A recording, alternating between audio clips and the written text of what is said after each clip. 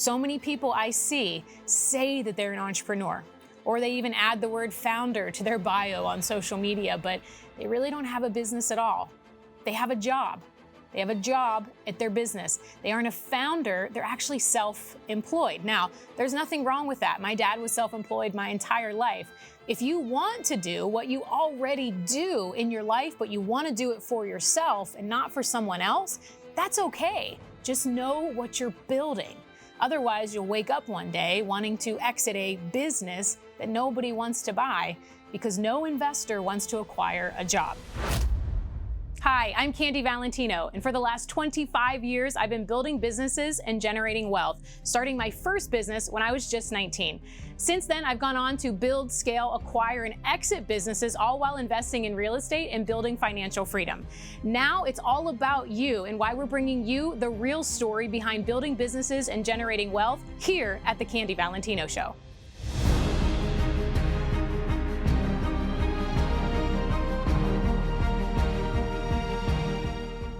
Hey guys, welcome back to another episode of the Candy Valentino Show. I'm so glad that you tuned in to be with me today as we uncover probably one of my favorite episodes that I prepared for you, because there are so many different ways that you can build a business. And I know most entrepreneurs and founders that are listening to the show are looking for massive growth. You want to increase your sales, but one angle is to consider maybe the different approaches between the real world and the online world of businesses. If you have a brick and mortar, perhaps you can diversify with an online component, or vice versa. If you have a predominantly online business, maybe you can benefit from a real physical component to your business. So let's unpack the world of brick and mortar versus online businesses. Now, both options come with their own set of advantages and disadvantages. First, we're going to start at brick and mortar. There can be a lot of pros to this. I personally love this one because that's the world I came from, but let's see what the data says and not my opinion. As with anything brick and mortar, you've got a physical presence. Having a physical storefront can really establish trust and credibility with your new potential customers. People often prefer to see, touch, and try products in person, especially for certain industries like clothing or food or electronics. The other benefit is it provides local foot traffic. A brick and mortar location in the right area can attract spontaneous customers who are passing by or traveling or visiting. And of course, being part of a community can also help you build a loyal customer base. It also provides a tangible experience for your customers. Providing that physical environment allows you to create a really unique and immersive experience for your customers, which will enhance your brand and also customer loyalty. Now, as with anything, there are also the cons. The number one, the big one, which is why most people probably go to online versus brick and mortar, is the overhead. The rent, the utilities, the maintenance costs for a physical location can certainly be significantly higher than running an online business. But these expenses, sure, they can eat up your profits, but they can also turn to more revenue. Another thing would be a more limited reach when you're brick and mortar as opposed to online. Your customer base is often limited to maybe the local population, which may restrict your growth, potentially compared to the online businesses that might have a more global audience reach. Another would be operating hours. A brick and mortar store typically requires fixed operating hours, staffing those hours, which of course can limit your ability to touch customers and will add significant staffing costs to your overhead. So now when we compare that to an online business, of course, there's total benefits to an online business. I'm not saying that there isn't, but I don't think people talk about the differences enough. Obviously, there's lower overhead with an online business. They generally have a lower startup, lower operational costs, since you don't need to invest in that physical space or pay for utilities, which can potentially lead to higher profit margins. It also gives you a wider global reach. The internet allows us to reach a vast, wide audience, potentially increasing our customer base. I'm sure that where you're watching this right now or listening to this is probably not where I'm from, because this allows you to really reach more people and not just in your local market. Online businesses also give you flexibility so that you can operate 24/7, catering to customers' needs really at any time. This convenience can boost sales, customer satisfaction, but it can also lead to complexity in which you feel like you're working all of the time since your customers can be in multiple time zones and buying from you all over the world. Now, there are obviously a lot of reasons why people choose an online business. Number one, there's a very low barrier of entry. It's almost nothing to start, and you can be up and running a business in a weekend. But is it really a business? That's the question I want you to ask. So many people I see say that they're an entrepreneur, or they even add the word founder to their bio on social media, but they really don't have a business at all. They have a job. They have a job at their business. They aren't a founder, they're actually self-employed. Now, there's nothing wrong with that. My dad was self-employed my entire life. If you want to do what you already do in your life, but you want to do it for yourself and not for someone else, that's okay. Just know what you're building. Otherwise, you'll wake up one day wanting to exit a business that nobody wants to buy because no investor wants to acquire a job.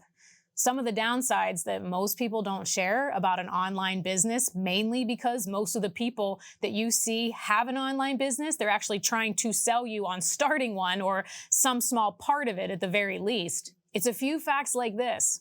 There is intense competition. The online marketplace is highly competitive, with numerous businesses vying for customer attention. Standing out can really be challenging, time-consuming, and confusing. Number two is building trust and credibility. Building trust online can take a ton of time.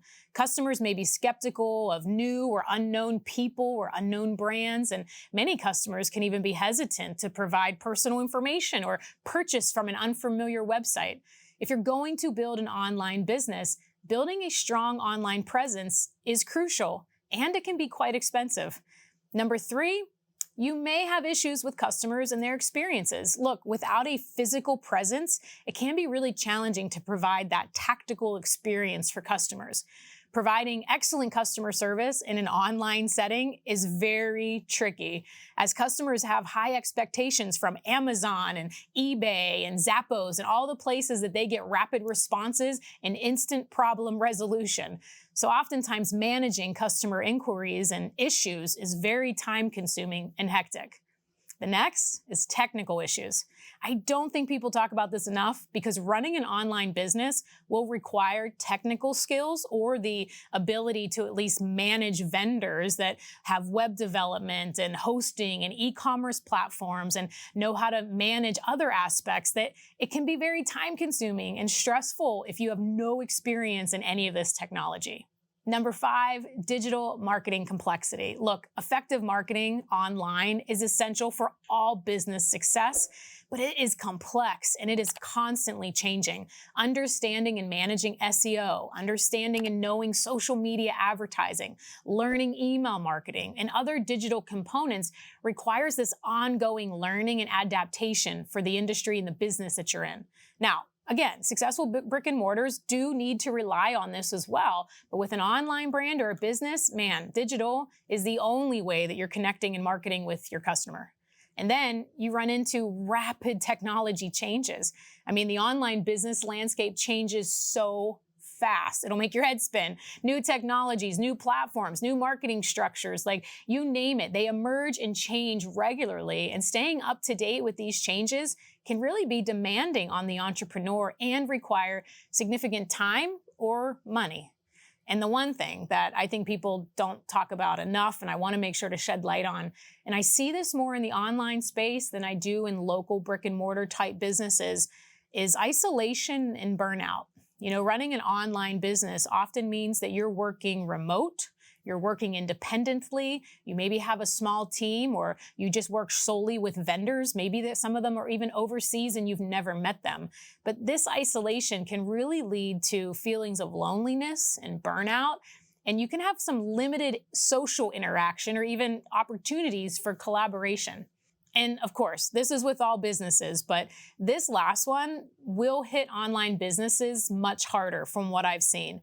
And this is the income change, the really variability that you see. Like online businesses, particularly in their early years, years 1 through 5, can really have significant fluctuation in sales and really makes it difficult for the founder or the entrepreneur to predict and manage cash flow, which then of course is your income effectively. So to land this plane, Obviously, running a business is super rewarding. I personally love it. I help other people do it, but it does come with its share of challenges and complexity that may not always be at the forefront of discussions. That's why I want to share them on the Candy Valentino Show and everything that we do, because I want you to have the real story of what it's like so that if you're on this journey, you know that you're not alone. And if you're experiencing some of these things, you know that maybe you're not doing anything wrong, because this is just all part of what it takes to build a real sustainable businesses. Entrepreneurs should always thoroughly research and prepare for these downsides just to increase your chance of success. Both paths of brick and mortar and online have their pros and cons. It's essential for you to decide what you want to do and for you to understand each of them as you embark and continue on this entrepreneurial journey.